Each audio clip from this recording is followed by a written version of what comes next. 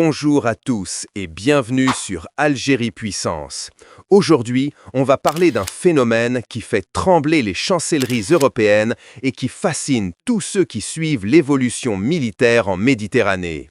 L'Algérie est en train de devenir, sous nos yeux, l'une des puissances navales les plus redoutables de la Méditerranée occidentale. Et non, ce n'est pas de la propagande, ce sont des faits, des contrats signés, des navires qui sortent des chantiers, des sous-marins qui glissent en silence sous les vagues, des missiles qui peuvent frapper à 300 km. Vous pensez peut-être que la marine algérienne, c'est juste quelques vieux navires russes rouillés, des corvettes des années 80, rien de bien impressionnant face aux marines européennes ou à la 6e flotte américaine. Mais laissez-moi vous dire quelque chose. En moins de 20 ans, l'Algérie a réussi un tour de force militaire et industriel absolument spectaculaire. J'ai analysé les données de Global Firepower, les rapports de l'Institut CIPRI, les documents des chantiers navals italiens, allemands, chinois et russes, les analyses des think tanks de défense européens. Et ce que j'ai découvert va vous stupéfier. La marine algérienne est aujourd'hui classée première force navale d'Afrique et du monde arabe devant l'Égypte. Elle dispose de 6 sous-marins modernes capables de lancer des missiles de croisière à 300 km. Elle possède 5 frégates et corvettes ultramodernes armées jusqu'aux dents. Elle opère un porte-hélicoptère d'assaut amphibie de 8000 tonnes et elle contrôle 1600 km de côtes stratégiques par lesquelles transitent 40% du gaz naturel qui alimente l'Europe. Dans cette vidéo, je vais vous raconter comment l'Algérie a bâti cette puissance navale en partant de presque rien. Je vais vous révéler les navires exacts, les missiles, les capacités réelles. Je vais vous expliquer la doctrine militaire algérienne qui transforme la Méditerranée occidentale en zone de déni d'accès. Et surtout, je vais vous montrer pourquoi même la 6e flotte américaine réfléchit désormais à 2 fois avant de s'approcher trop près des côtes algériennes. Ici, sur Algérie Puissance, on vous dit la vérité basée sur des faits vérifiables. Pas de fantasmes, pas d'invention, juste la réalité de la montée en puissance navale algérienne que les médias occidentaux préfèrent ignorer. Alors installez-vous confortablement, parce que ce que vous allez découvrir maintenant va complètement changer votre perception de l'équilibre des forces en Méditerranée. Commençons par le commencement. Il y a encore 20 ans, la marine algérienne, c'était quoi exactement? 2 sous-marins kilo-russes des années 1980, le Raïs Hadj Moubarek et El Hadj Slimane. 2 sous-marins diesel électriques du projet 877, certes efficaces mais vieillissants, livrés en 1986 et 1987. 3 frégates Konni russes, des navires de 1900 tonnes entrés en service entre 1980 et 1984. Armement classique, canons, torpilles, missiles surface-air, rien d'extraordinaire. 3 corvettes Nanouchka II russes, seulement 700 tonnes, livrées entre 1980 et 1982, rapides mais légères. Et quelques dizaines de patrouilleurs côtiers. C'était ça, la marine algérienne en 2005.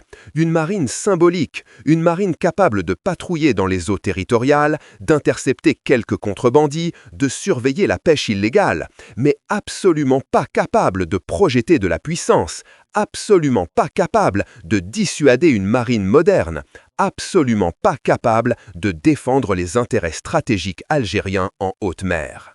Et puis, à partir de 2006-2007, tout change radicalement. Le président Bouteflika et son état-major comprennent une chose essentielle. Un pays qui possède 1600 km de côte, un pays qui contrôle les réserves de gaz et de pétrole qui alimentent l'Europe, un pays qui fait face à des tensions régionales permanentes avec le Maroc, la Libye, les groupes terroristes au Sahel. Un pays comme l'Algérie ne peut absolument pas se permettre d'avoir une marine symbolique. Donc, la décision est prise. On sort le chéquier. Mais surtout, on sort une vision stratégique à long terme. On ne va pas acheter quelques navires au hasard. Non, on va bâtir une marine moderne, équilibrée, capable de défendre les intérêts algériens du détroit de Gibraltar jusqu'aux côtes tunisiennes. Et la première priorité absolue, c'est la force sous-marine. Parce que les sous-marins, c'est l'arme ultime de dissuasion en mer. Silencieux, invisible, mortel. Première étape de cette transformation, les sous-marins Kilo améliorés. 2006, l'Algérie signe un contrat avec la Russie pour l'acquisition de 2 sous-marins du projet 636, une version améliorée du Kilo classique. Ces sous-marins sont construits à Saint-Pétersbourg par l'arsenal de l'Amirté et ils sont livrés en 2010.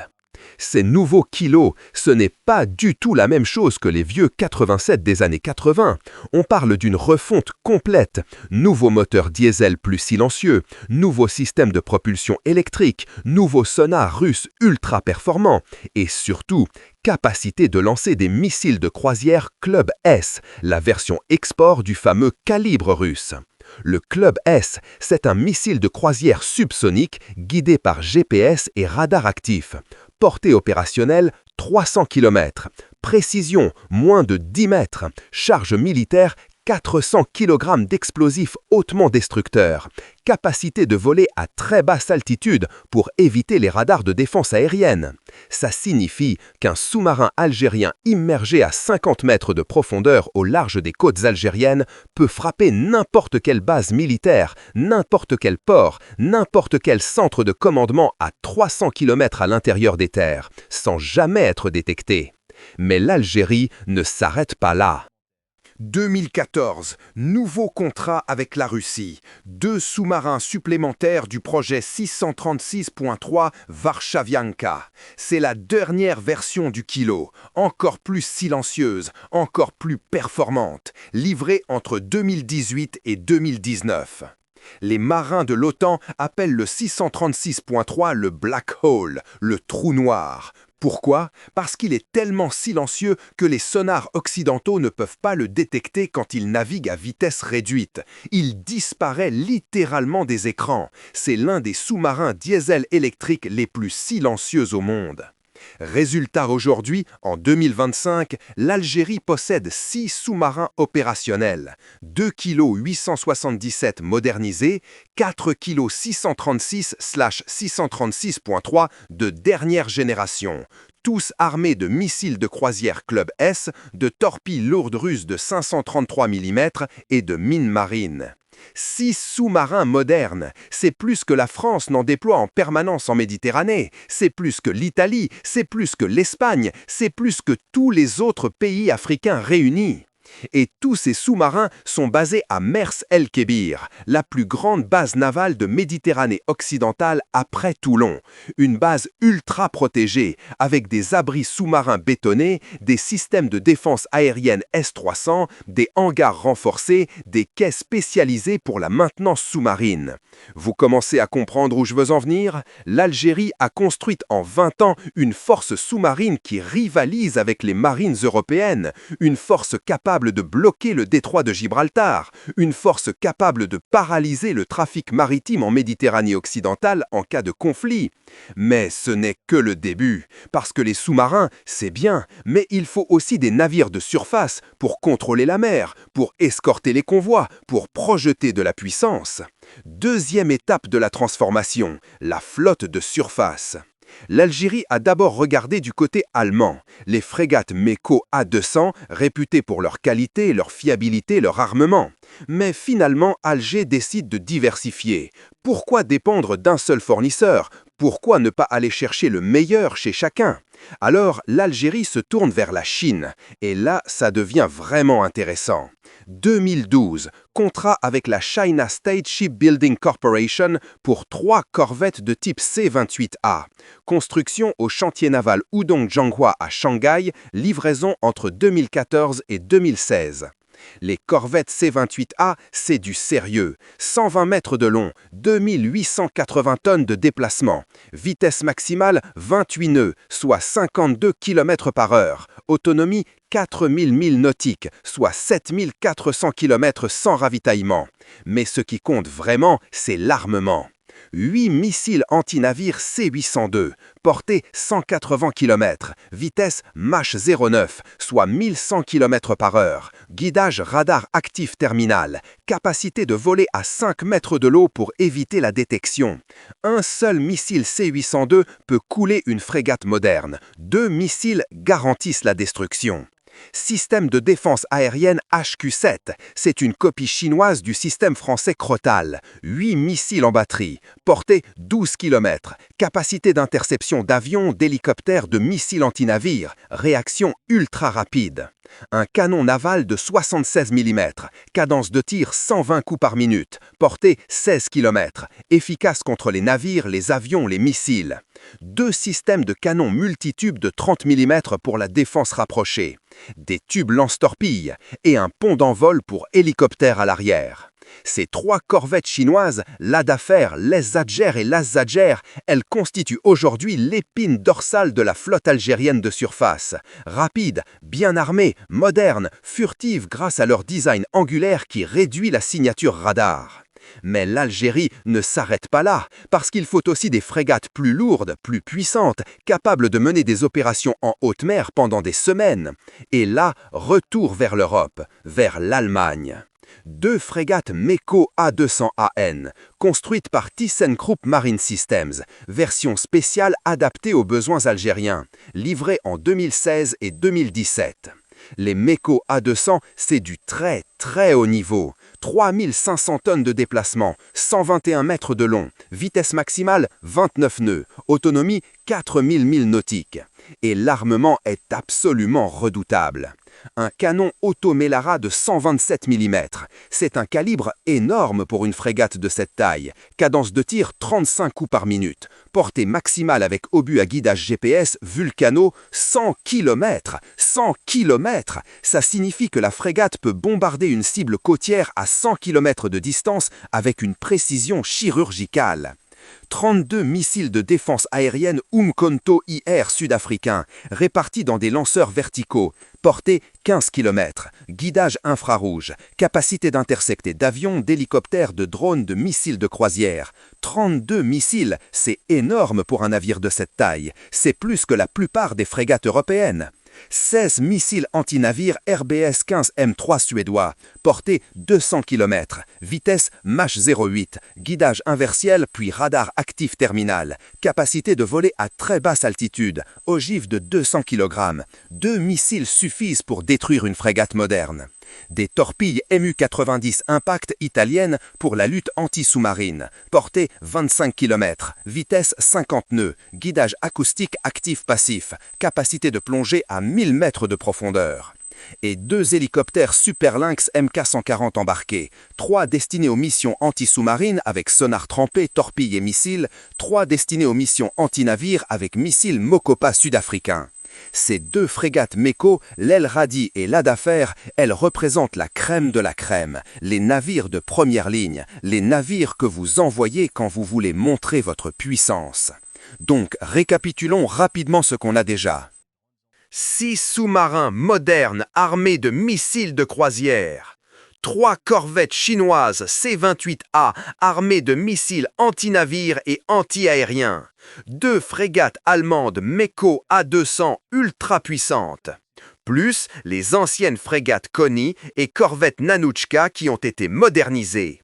Ça fait déjà une flotte impressionnante, mais il manque encore une pièce essentielle du puzzle. Une capacité que très peu de marines possèdent. La capacité de projection de force. La capacité de débarquer des troupes sur une côte hostile. La capacité de mener des opérations amphibies. Et là, l'Algérie va frapper un grand coup. 2011, contrat avec les chantiers italiens Fincantieri pour la construction d'un bâtiment de débarquement et de soutien logistique, un BDSL, basé sur les porte-hélicoptères d'assaut italiens de classe San Giorgio, mais version améliorée et agrandie spécialement pour l'Algérie.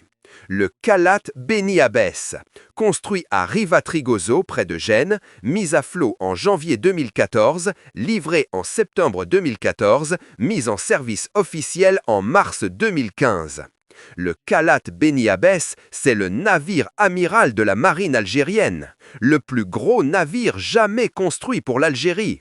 143 mètres de long, 21,5 mètres de large, déplacement 8800 tonnes. C'est plus gros qu'un destroyer, c'est un véritable porte-hélicoptère d'assaut. Capacité d'emport, 440 fusiliers marins en tenue de combat, 15 chars de combat T-90, des dizaines de véhicules blindés, des camions logistiques, des munitions, du carburant, de l'eau, de la nourriture, tout ce qu'il faut pour une opération amphibie de plusieurs jours. Le pont d'envol continu permet d'accueillir 3 hélicoptères simultanément, 2 spots d'appontage à l'avant et à l'arrière, un ascenseur central pour descendre les hélicoptères dans le hangar renforcé, capacité d'opérer des AW-101, des Super Lynx, des AW-139, potentiellement des K-52 russes. Le dock inondable arrière peut accueillir 3 chalands de débarquement LCM. Ces chalands peuvent transporter des chars lourds, des véhicules blindés, des troupes. Ils peuvent être inondés, sortir du navire par l'arrière et foncer vers la plage pour débarquer les forces d'assaut. Mais ce qui rend le Khalat Beni Abbès vraiment unique, c'est qu'il n'est pas juste un transport de troupes. Non, c'est aussi un navire de combat lourdement armé.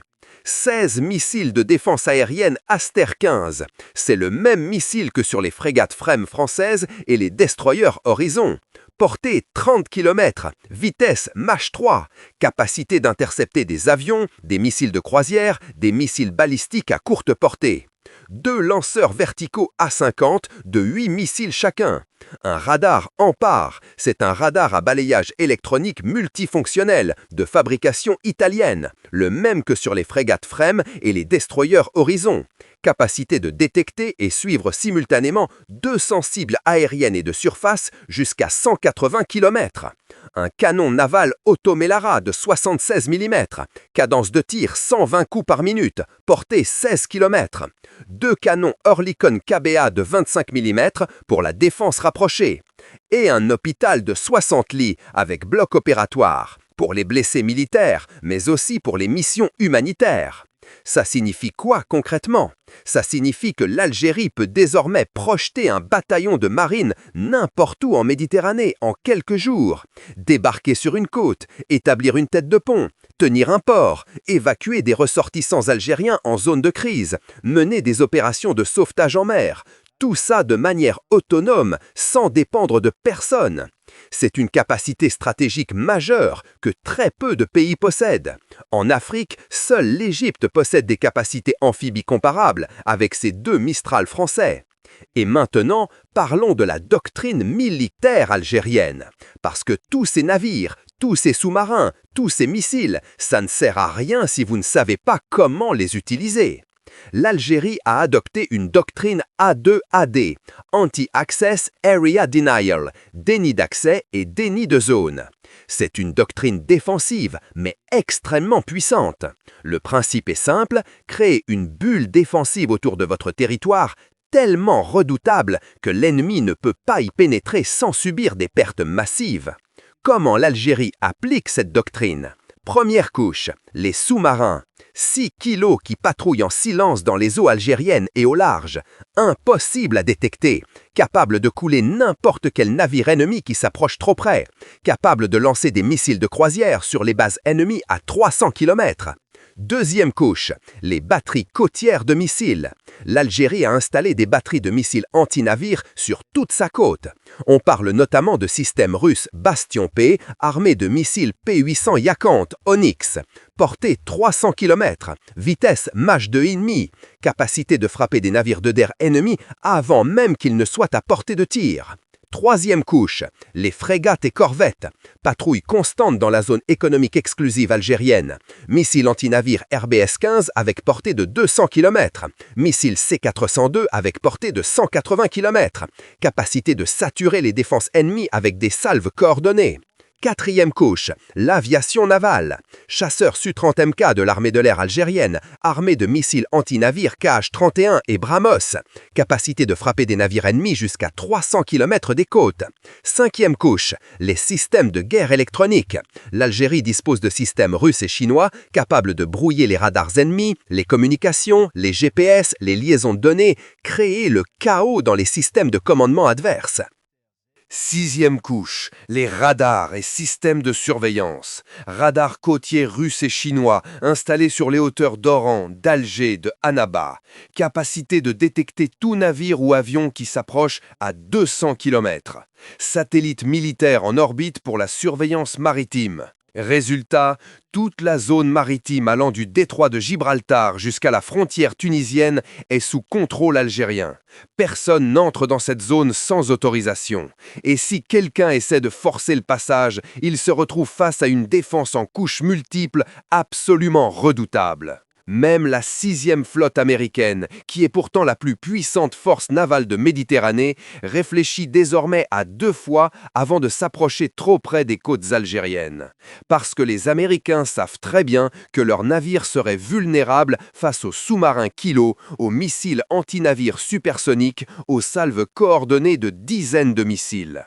Et maintenant, vous allez me dire, mais contre qui l'Algérie se défend? Avec qui elle est en guerre? Bonne question. Officiellement, avec personne. L'Algérie n'est en guerre contre aucun pays. Mais elle a des voisins compliqués. Le Maroc à l'ouest, avec qui les relations sont rompues depuis août 2021 et où la course aux armements atteint des niveaux jamais vus. La Libye à l'est, plongée dans le chaos depuis 2011. La Tunisie, alliée mais fragile. Le Mali, le Niger, la Mauritanie au sud, où les groupes terroristes et les trafiquants prospèrent. Et surtout, l'Algérie a une zone économique exclusive immense à protéger. Des réserves de gaz et de pétrole offshore qui valent des centaines de milliards de dollars. Des routes maritimes vitales. 40% du gaz naturel qui alimente l'Europe transite par les eaux algériennes via les gazoducs sous-marins Medgaz et Transmed. Et l'Algérie a appris des erreurs du passé. Elle a vu la Libye se faire détruire en 2011 parce qu'elle n'avait pas de marine digne de ce nom. Elle a vu l'OTAN bombarder Tripoli et Benghazi sans rencontrer aucune résistance navale sérieuse. Et l'Algérie s'est dit « jamais ça, jamais on ne sera aussi vulnérable ». Donc, l'Algérie a construit une marine moderne, une marine capable de dissuader n'importe quelle agression, une marine capable de défendre ses intérêts, une marine capable de projeter de la puissance si nécessaire. Et les chiffres parlent d'eux-mêmes. Selon le classement Global Firepower 2025, la marine algérienne est classée première force navale d'Afrique et du monde arabe.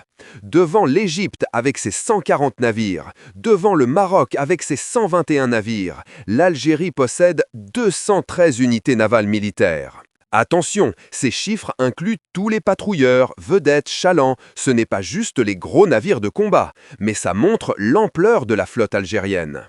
En termes de capacité réelle de combat, l'Algérie se classe dans le top 30 mondial, juste derrière l'Italie et l'Espagne, devant Israël en tonnage total et en capacité sous-marine. Et ce n'est que le début, parce que l'Algérie ne compte pas s'arrêter là. Des discussions sont en cours avec la Chine pour l'acquisition de corvettes supplémentaires type 056. Des corvettes légères de 1300 tonnes, mais ultra-modernes, furtives, bien armées. L'Algérie pourrait en produire plusieurs sous licence localement dans les chantiers navaux de Mers-el-Kénir. Des négociations avec la Russie pour des corvettes de patrouille hauturière type 2260. Des navires de 1700 tonnes capables de lancer des missiles calibre. Autonomie 6000 milles nautiques. Capacité de patrouiller pendant des semaines loin des côtes. Et des rumeurs persistantes parlent de la commande potentielle de 2 frégates légères russes de classe Teregushi Tiger. Des navires ultra-modernes, furtifs, bien armés. L'objectif de l'Algérie, maintenir une flotte de 8 à 10 sous-marins, 10 à 12 frégates de première ligne et 2 porte-hélicoptères d'assaut d'ici 2035. Devenir ce que la Turquie est en Méditerranée orientale, la puissance navale dominante incontestée de la Méditerranée occidentale. Récapitulons tout ce qu'on vient de voir ensemble. Il y a 20 ans, la marine algérienne était symbolique. Quelques vieux navires russes, aucune capacité de projection, aucune menace sérieuse. Entre 2006 et 2025, transformation radicale. 6 sous-marins modernes Kilo 636-633, 3 corvettes chinoises C2A, 2 frégates allemandes Meko A200, un porte-hélicoptère d'assaut Kalat Beni Abbès, des dizaines de patrouilleurs et vedettes lance-missiles, des hélicoptères navaux Super Lynx et AW139. Armement, missiles de croisière Club S portée 300 km, missiles anti-navires RBS-15 portée 200 km et C-802 portée 180 km. Missiles de défense aérienne Aster-15 et Umkhonto, torpilles lourdes, canons navaux modernes. Doctrine A2AD, déni d'accès et déni de zone, bulle défensive impénétrable du détroit de Gibraltar juste à la Tunisie. Sous-marins en embuscade, batteries côtières, frégates en patrouille, aviation navale, guerre électronique. Classement, première force navale d'Afrique et du monde arabe selon Global Firepower, top 30 mondial en capacité navale.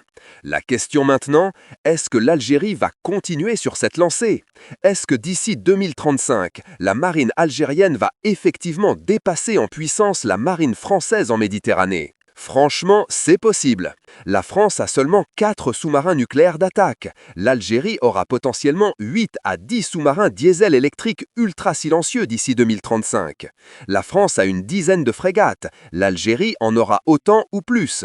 La France a un porte-avions nucléaire, certes, mais l'Algérie aura peut-être 2 porte-hélicoptères d'assaut.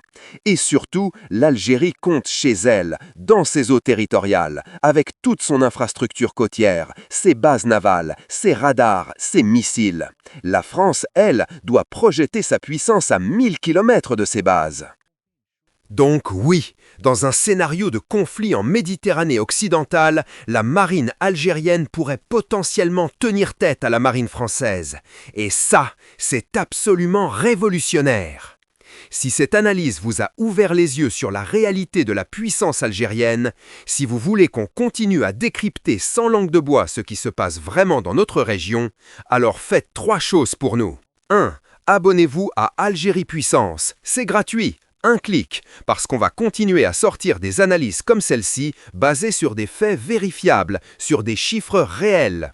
2. Activez la cloche de notification, parce que dans les prochaines vidéos, on va aller encore plus loin. On va analyser les rapports de force, décoder les stratégies militaires, comprendre qui fait quoi, pourquoi et comment ça impacte directement notre région. 3. Partagez cette vidéo.